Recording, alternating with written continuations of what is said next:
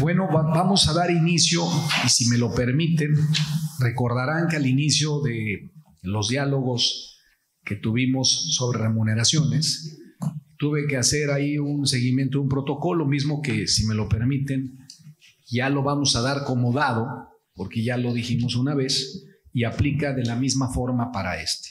Así que entraría yo directamente a lo que le llamamos el inicio, ¿no?, de estos diálogos estatales en reforma de materia de inclusión laboral. Así que, siendo las 12:03 del día 10 de abril del 2024, damos por aperturado los diálogos estatales de reforma en materia de inclusión laboral a cargo de esta Comisión de Hacienda y Crédito Público. Y daremos inicio en la misma mecánica que lo hicimos en el diálogo anterior, hasta por 5 minutos, pidiéndole al maestro Eduardo Córdoba Zamudio que nos ilustre en este tema. Muchas gracias, maestro.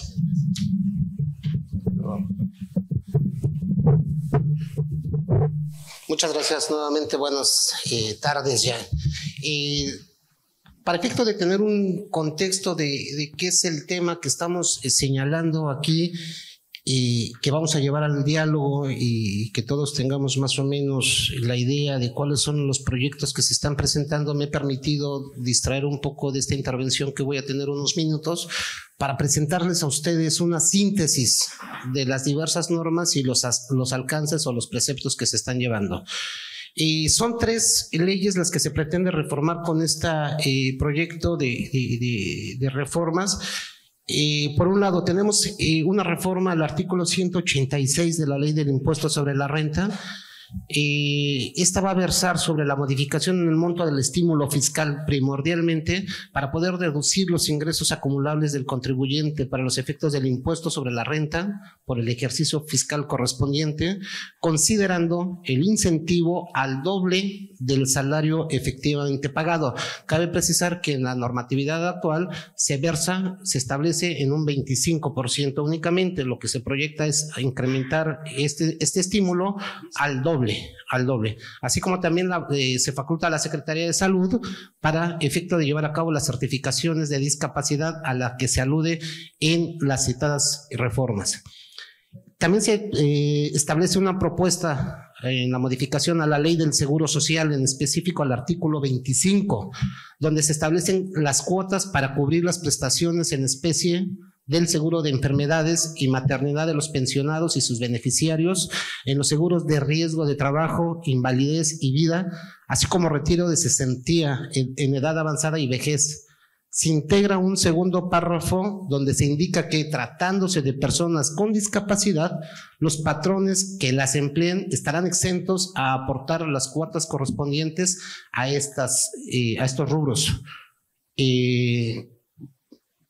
Se habla de algunas excepciones para el pago de las cuotas en materia del Seguro Social, en específico en el artículo 106, en donde se estaría estableciendo la materia de prestaciones en especie del seguro de enfermedades y maternidad, el artículo 107, que versa sobre las prestaciones en dinero del seguro de enfermedades y maternidad, el artículo 147 en la aportación de la cuota correspondiente para cubrir el seguro de invalidez y vida.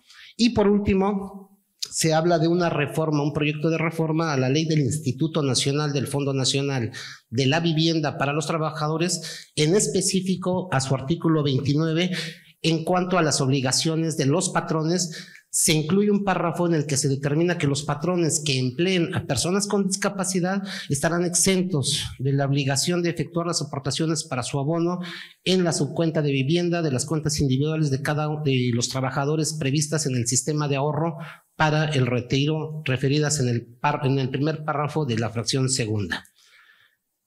Puesto el contexto, podemos establecer cuál va a ser el tema de la discusión en esta mesa. Evidentemente, desde la vista de la Secretaría del Trabajo y Previsión Social, que tiene una facultad ya previamente establecida en la norma como la autoridad encargada para supervisar, vigilar el cumplimiento de la normatividad laboral en los centros de trabajo, estas reformas implican un tema de apoyo. Evidentemente contamos con diversas normatividades que ya sirven a la Secretaría del Trabajo, como pudiera ser el artículo 123, un artículo segundo donde está definiéndose algunos temas de la Ley del Trabajo, donde están definiendo algunos temas de discapacidad, de atención, discriminación. Todos esos temas que en algún momento la Secretaría ya lo venía realizando en un proceso de inspección y fiscalización en los centros de trabajo para el cumplimiento de las normas laborales, y que de alguna forma coercitiva tendría que estar sancionando a los centros de trabajo. Este proyecto de reforma implica un proyecto inclusivo. ¿Por qué? Porque están dando la opción a los centros de trabajo para que de forma voluntaria y con beneficios fiscales puedan adecuarse a una norma, a una obligación.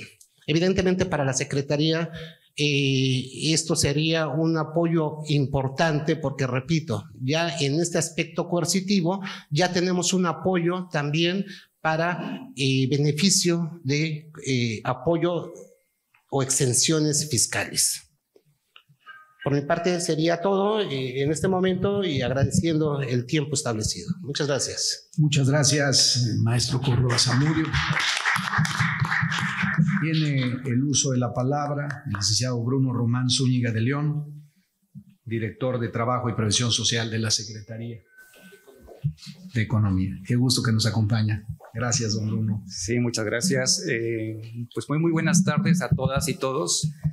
Saludo con mucho gusto al diputado Luis Armando Melgar Bravo, presidente de la Comisión de Hacienda y Crédito Público de la Cámara de Diputados del Honorable Congreso de la Unión, así como a cada uno de ustedes que aquí nos acompañan el día de hoy. Es un privilegio dirigirme ante todos ustedes en este importante foro de diálogos estatales en el que convergemos con un propósito, ¿no? Enriquecer nuestras estrategias y políticas para promover la inclusión laboral de un grupo social que, si bien es cierto es minoritario, no deja de ser importante. ¿Qué se busca con ello? Pues reformar y adicionar diversas disposiciones de las leyes que hace un momento lo acaba de mencionar el maestro Eduardo. ¿Para qué? Pues se busca que en este caso, los patrones puedan tener acceso a un estímulo fiscal. La postura que nosotros, en representación de la Secretaría de Economía del Trabajo, pues vamos a hacer, es de que consideramos que la inclusión laboral, independientemente de las capacidades que tenga, constituye principios fundamentales en la lucha por la igualdad de oportunidades y la no discriminación en cualquier entorno de trabajo. Reconocemos el valor y el potencial de las personas con discapacidad y es fundamental que brindemos las condiciones necesarias para que puedan desempeñarse plenamente en el mercado laboral. Nada más para dar algunas cifras en lo que respecta a las personas con discapacidad. El Censo de Población y Vivienda, levantado en 2020, mencionaba que en Chiapas existían 227,878 personas que estaban identificadas como una población con discapacidad y representa el 4.1% de la población total. De esta población, el 50.5% son mujeres y el 49.5% son hombres. Asimismo, nada más de este total de 227,878, 191,064 personas están en una edad permitida de trabajo. ¿Sí? ¿Cuál es la edad permitida de trabajo? De 15 años en adelante. Y de los cuales 48.6% son hombres y el 51.4% son mujeres. ¿Sí? Entonces, teniendo esos datos, durante el 2023, a través de nuestras diversas estrategias para vinculación laboral, colocamos a 56 personas. 56 personas de este sector de la población, de las cuales 41 fueron hombres, que representaba el 73.2%, y 15 mujeres.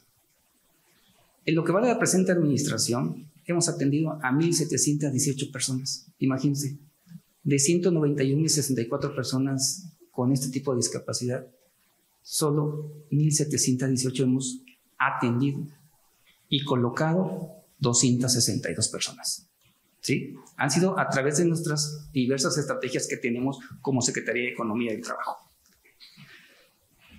Las principales actividades donde este grupo poblacional se ha orientado en la vinculación, pues ha sido en limpieza, ayudantes de tienda, cajeros o ayudantes en general. Es importante también que considerar que este porcentaje mínimo de colocación pues tiene una causa. ¿Cuál es? Que a final de cuentas el sector empresarial es el que oferta los espacios laborales. Y en ese sentido es también digno de reconocer que las personas con discapacidad enfrentan desafíos y desafíos adicionales, que no solo es dada su situación, sino también hay discriminaciones por género. Lo acabamos de ver las cifras, cuántos hombres y cuántas mujeres, ¿sí?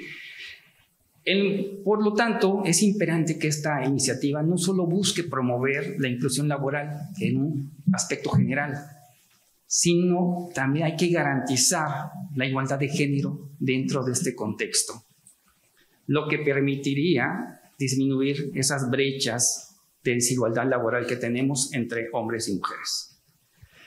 La implementación de estímulos fiscales para las empresas que contraten a personas con discapacidad es una estrategia para nosotros efectiva y justa.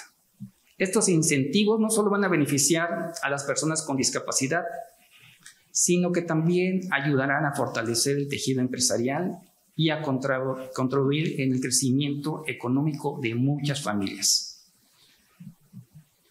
Es también necesario comentarles que el incluir a la Secretaría de Salud como una segunda instancia autorizada para otorgar estos certificados de discapacidad permitirá que las personas ante esta situación tengan otra opción para contar con este documento y no sea solamente el Instituto Mexicano del Seguro Social quien lo otorgue.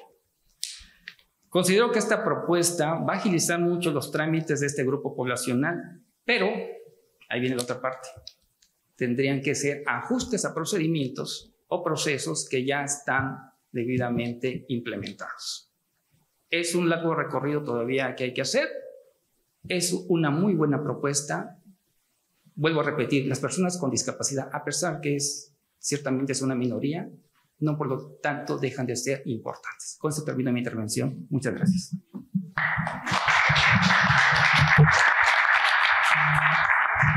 Muchas gracias, licenciado Bruno Román. Ahora tiene el uso de la palabra el contador público certificado, José Alberto Zamora. Gracias, José Alberto. Gracias, diputado. Gracias de nueva cuenta a todos los asistentes.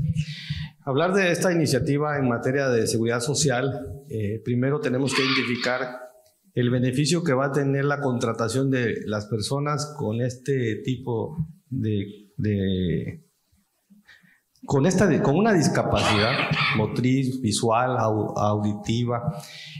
Va a permitir el acceso a las 5 ramas de aseguramiento del Instituto Mexicano del Seguro Social, que son enfermedad y maternidad, riesgo de trabajo, por supuesto, les va a aplicar guarderías y prestaciones sociales, les va a aplicar retiros de cesantía y vejez, que es muy importante para una posible pensión en un futuro, y la otra que es la de invalidez y vida. Esta propuesta, y que adiciona a la Ley del Seguro Social en su artículo 25, 106, 107 y 147 diversas modificaciones, y de acuerdo al análisis de la exposición de motivos de dicha iniciativa, es importante mencionar que para nosotros como instituto representa un incremento en la derechohabiencia. Hablar de que hay más de 5 millones de personas en el país con una condición de discapacidad, para el instituto representaría que todas fueran contratadas un incremento del 22% de lo que actualmente tenemos, es decir, 22 millones de personas en calidad de derechohabientes, más 5 millones, el instituto estaría contando con 27 millones de personas que representan el incremento de la derechohabiencia. Pero un dato muy importante que acaba de comentar Bruno, que a mí se me hace más atinado todavía, en Chiapas, Tenemos 250,000 cotizantes a la fecha. Solo en Chiapas representamos el 10% de la muestra nacional. ¿Qué quiero decir? Perdón, el 1%. Y en el 1% se va todo seccionando. Con 227,000 personas en condición de discapacidad en el estado, el Instituto Mexicano del Seguro Social en Chiapas duplicaría prácticamente su incorporación en materia de derecho a bienestar. ¿Es un beneficio? Sí, es un beneficio. ¿Hay que difundirlo? Sí, hay que difundirlo mucho para que el patrón conozca, el empresario conozca, el que le va a tener muchos beneficios, como ya lo platicó mi querido Edgar hace un momento, Eduardo, perdón. Como ya lo comentó hace un momento, el que va a tener 3 tipos de beneficios, 3 tipos de exenciones, en materia de seguridad social, en materia de impuestos sobre la renta con el SAT y por supuesto en materia de aportaciones al Infonavit para la vivienda. No quiero dejar pasar también que independientemente de que también la Secretaría de Salud va a poder emitir el certificado de discapacidad, también el instituto dentro de su área de previsión social, como lo es el área que le corresponde en materia de la jefatura de servicios de salud en el trabajo, poder otorgar estos certificados para que el empresario también cuente con ese beneficio de las exenciones mencionadas. Del estudio del análisis técnico preliminar también podemos observar las exenciones y para mí es importante destacarles también que el Instituto Mexicano del Seguro Social ha otorgado beneficios anteriormente en los sectores del campo, de la pequeña y de la mediana empresa. Pero hay un punto más a resaltar. México empieza a tomar un vuelo distinto con respecto al cumplimiento de la Agenda 2030 que la ONU ha venido impulsando desde hace algunos años y que México ha estado un poco al margen de estas situaciones. Es decir, la inclusión laboral representa derechos humanos. Los derechos humanos implican no discriminación, por ende, hoy más de 5 millones de personas van a estar en posibilidad de tener un empleo. Y para la seguridad social, que es la parte que yo represento en este momento, va a ser muy importante, ¿sí?, que no solo va a tener el acceso a las 5 ramas de aseguramiento el trabajador discapacitado. Y la ley del Seguro Social no distingue entre discapacitado y trabajador normal. Para el Instituto Mexicano del Seguro Social, el que entra a laborar a una empresa es trabajador y lo caracteriza como trabajador. El beneficio adicional al que yo quería referirme es, no obstante las 5 ramas de aseguramiento, también su familia, su núcleo familiar, es decir, esposa, concubina, concubinario, hijos menores de 16 años, hijos mayores de 16 hasta 25 años y que acrediten que están estudiando con constancia de estudios avalada por la SEP, así como papá y mamá que dependan del hogar y de la economía de este trabajador, tendrán el derecho al ramo de enfermedad y maternidad. Entonces, se vuelve, si ustedes lo multiplican, los 5 millones de personas, y que esos 5 millones de personas, su núcleo familiar es de 3 personas, se vuelve un beneficio para 15 millones de personas. Que el instituto estaría muy comprometido a dar ese puntual seguimiento de la atención que es lo que le corresponde. Es cuanto, señor diputado, en cuanto a mi participación y pues bienvenida a esta propuesta de reforma. Muchísimas gracias. Gracias, por favor. Tiene ahorita el uso del maestro David Fonseca.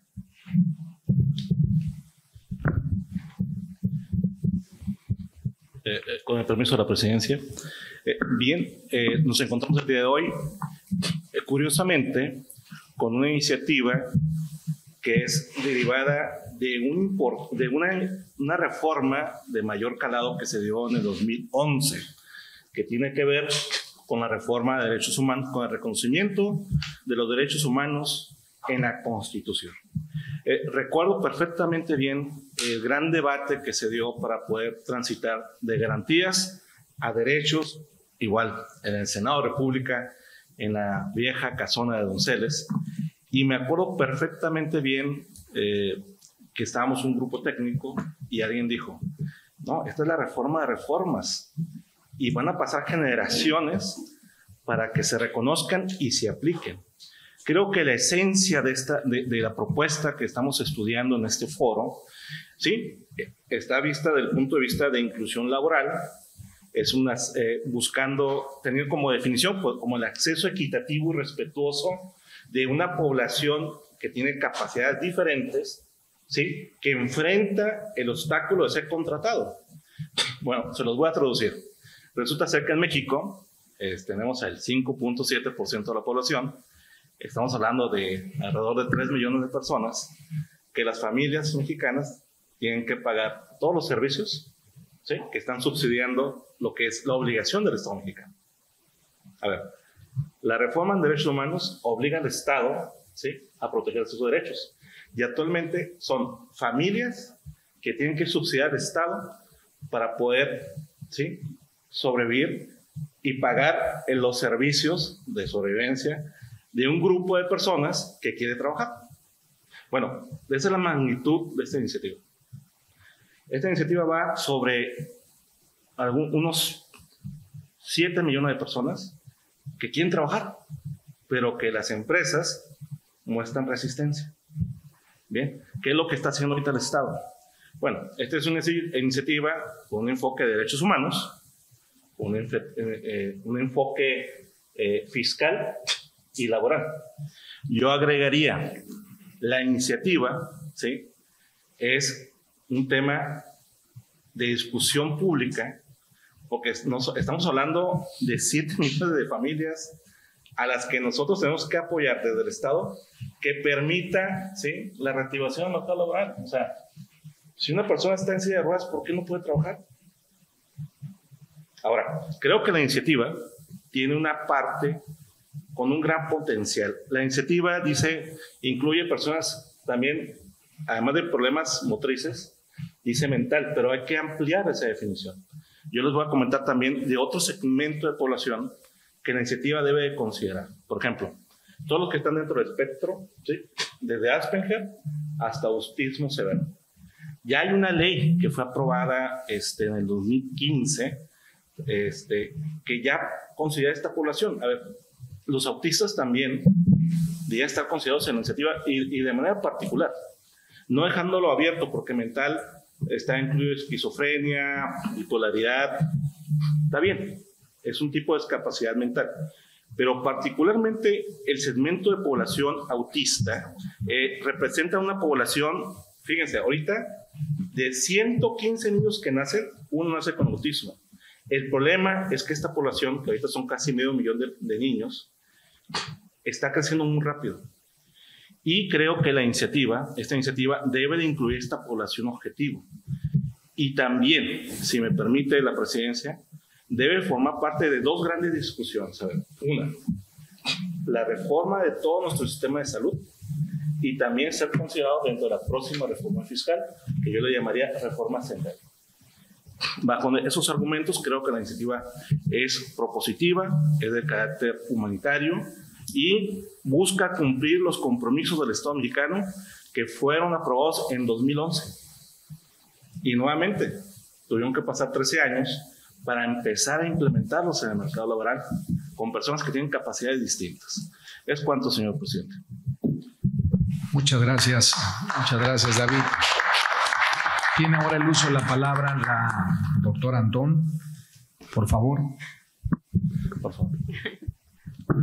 Muchas gracias, señor diputado.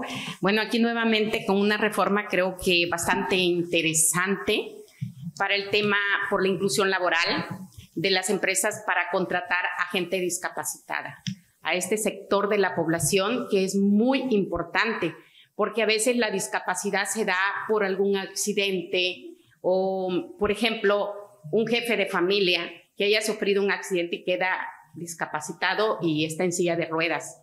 Yo creo que tiene talento, puede trabajar y nada más el beneficio, no, es una reforma, una iniciativa muy bonita porque también es la parte humana de ahora sí que los derechos humanos que tenemos y te da muchos beneficios para los patrones. A veces, como dice el contador Zamora, esto a veces no se da a conocer, no se publica y muchos patrones no saben que existen estos estímulos, estos beneficios, porque son beneficios que te dan al contratar a una persona discapacitada, no solamente para el impuesto sobre la renta, para el Seguro Social y para el Infonavit, que son, el Infonavit Seguro Social son las prestaciones de ley que le corresponde a un trabajador y que se le está permitiendo al entrar a una empresa incluirlo como un trabajador normal, en igualdad de situaciones con todos los demás y con todas las prestaciones que con ello conlleva el ser trabajador.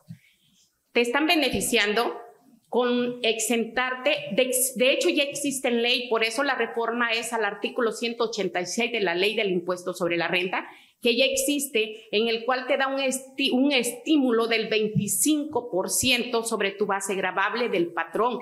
Ahorita te la están aumentando al 200% porque te están diciendo el doble del salario.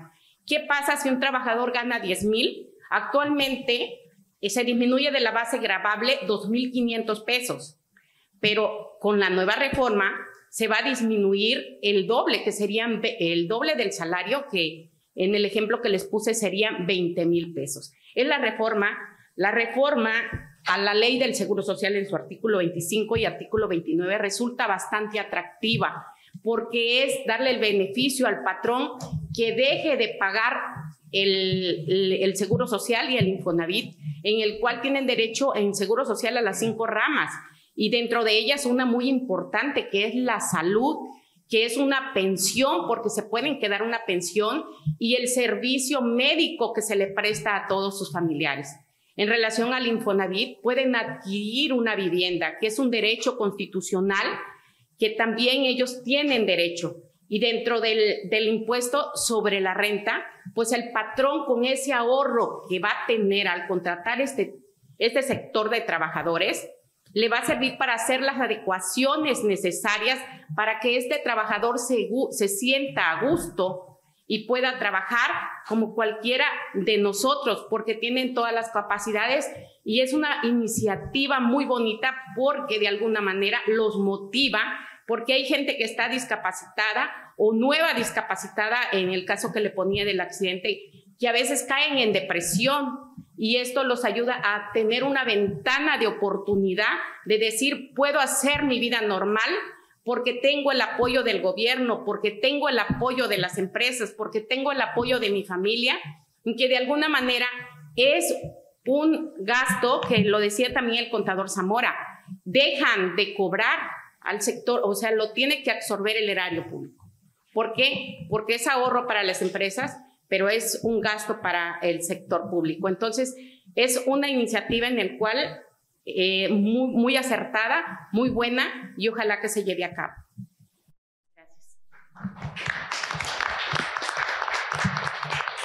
Gracias.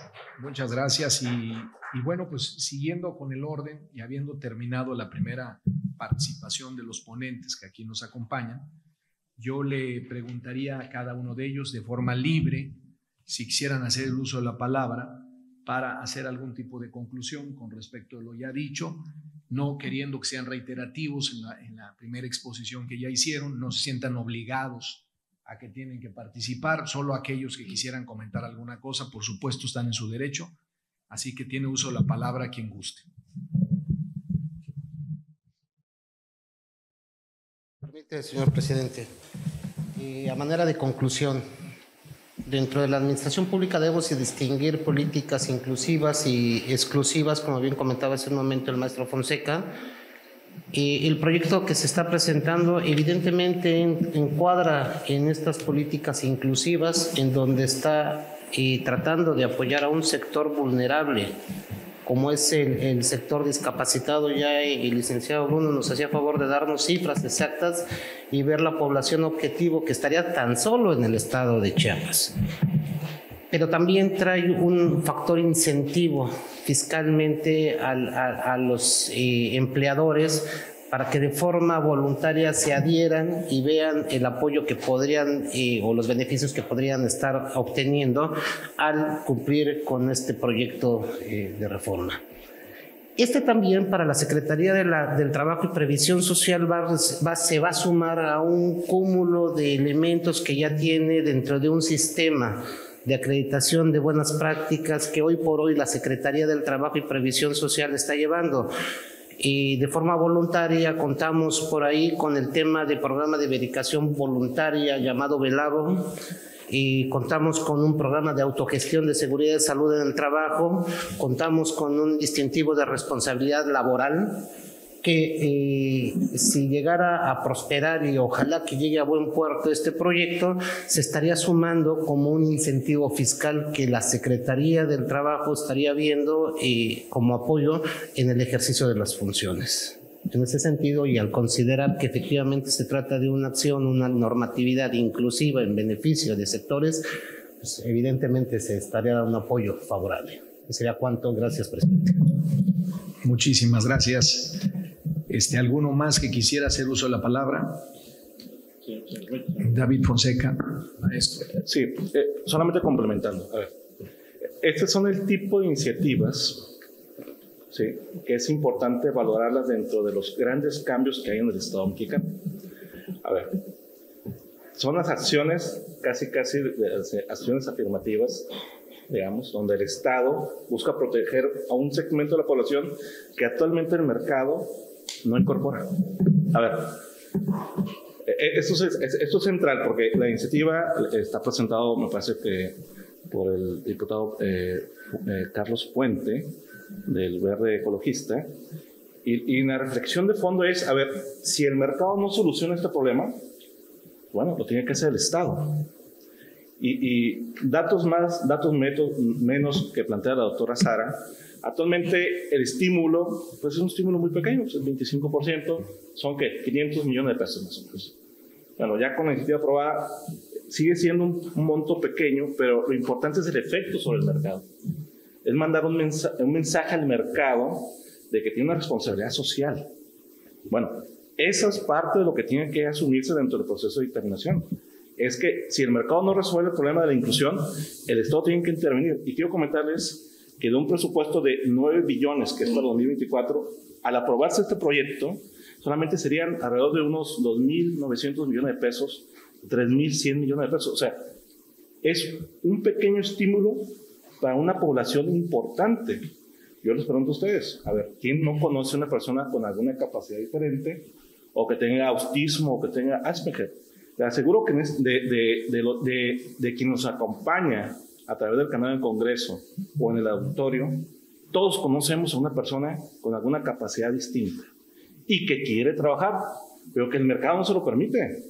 Bueno, ahí es donde entra el Estado. Y eso es parte de los grandes cambios que estamos viendo generacionalmente.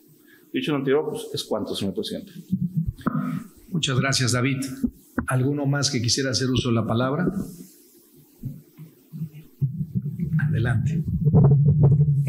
Gracias, diputado presidente. Definitivamente la reflexión para concluir es que hoy México se está convirtiendo en un país más humanista, pero sobre todo el pensar en las personas con una discapacidad es motivarles el sentido de la vida al tener un empleo formal, pero además con beneficios para el empresario que lo contrate.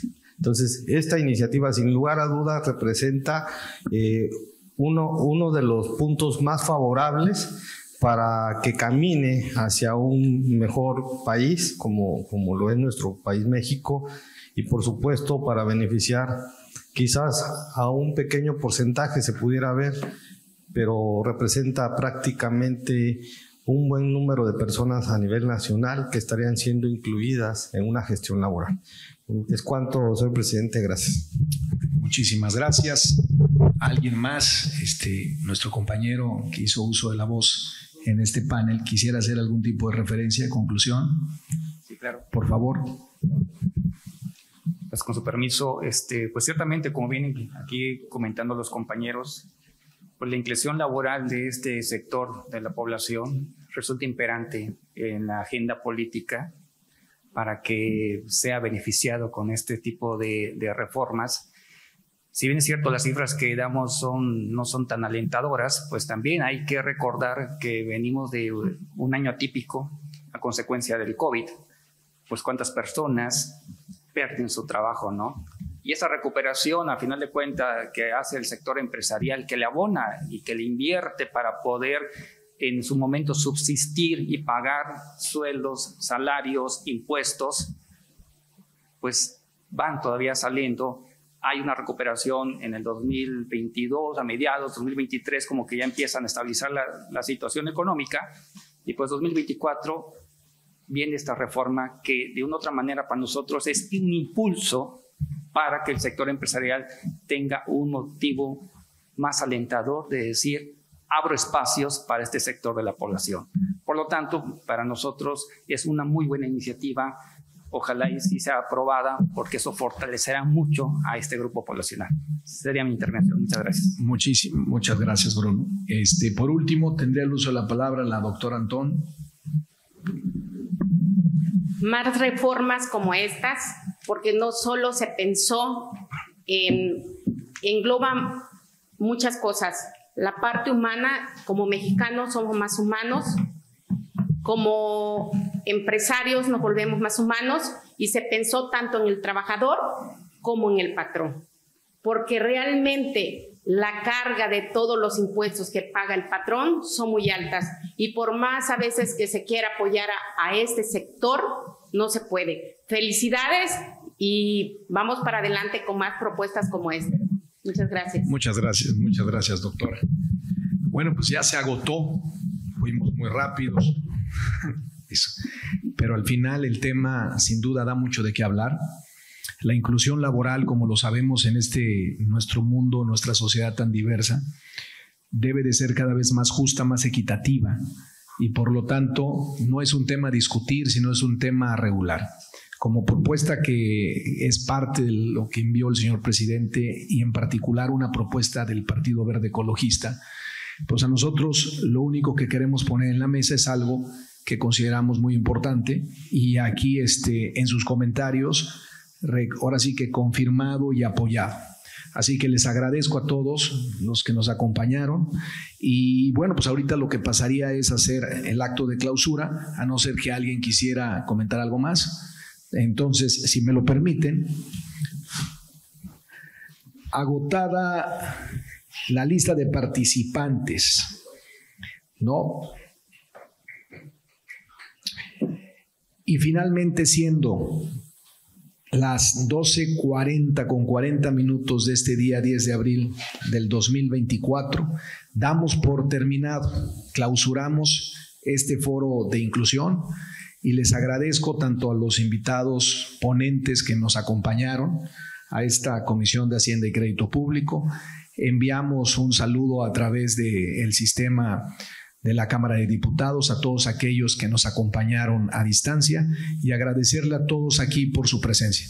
Muchas gracias y enhorabuena, que Dios los bendiga. Gracias.